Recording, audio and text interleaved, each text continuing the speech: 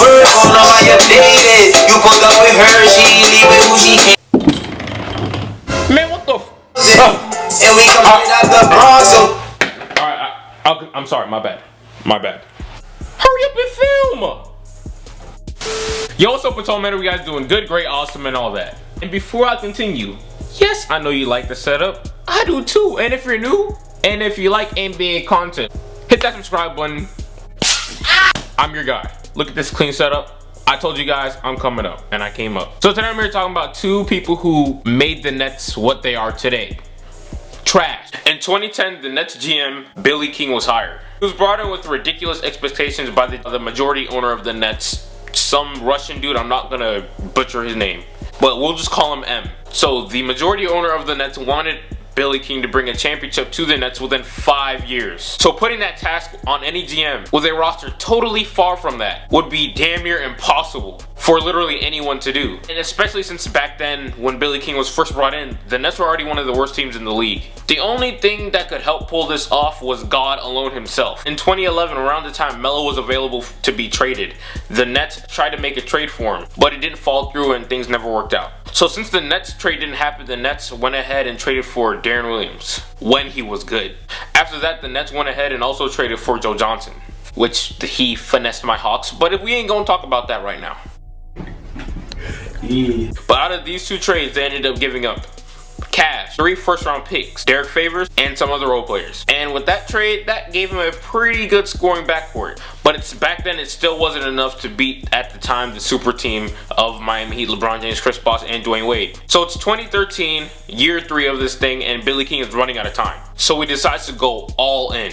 The Brooklyn Nets trade away Gerald Wallace, Chris Humphries, and other players that I never heard before in my life. And on top of that, in 2014, 2016, 2017, and a 2018 pick. That's 4 picks, 4 first-round picks they gave up for a 35-year-old Paul Pierce and a 37-year-old Kevin Garnett. Hell no! Now, those two were still all-star level players, but they weren't those players back in the day to carry their team to a championship. Oh, and also they got a 36-year-old Jason Terry, who was still good back then, I guess. He's still usable. And that's basically sold their future for a 35-year-old Paul Pierce, a 37-year-old Kevin Garnett, and a Jason Terry.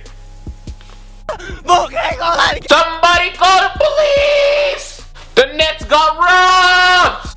Nah, they didn't get robbed. They robbed themselves out of their future, if anything. With that team, the first season, they barely played together because of all of these little nagging injuries. And with injuries alone, you will never win a championship. Their first season, they won 44 games together. And the season prior to that, they won damn near 50 games. They were 49 and 33. Listen to me, this is not only Billy King's fault. Any GM would have made probably the same mistakes that Billy King made as well.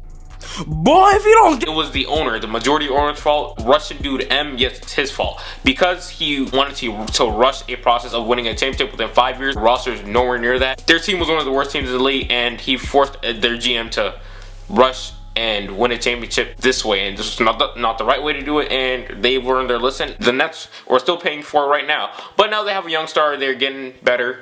Okay, the people are sleeping on them a little bit, just slightly. They're not going to playoffs, but people are sleeping on them. It was a very terrible mistake for the GM, who I'm pretty sure knows absolutely nothing about basketball, to rush and then you just build a basketball championship team like that. It actually takes time. Look at the Warriors, look at the Cavs. It takes time for you to bring all that up. Either you form a super team during the offseason or trade for superstars over the offseason.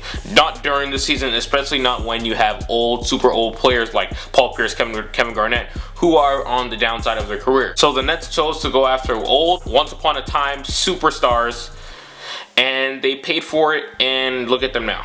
This is the video. Let me know what you guys think. If you're new, that subscribe button. Let me know what you guys think about this. I'm gonna be making slight adjustments to everything, and let me know what you guys think, and I'll get right with you.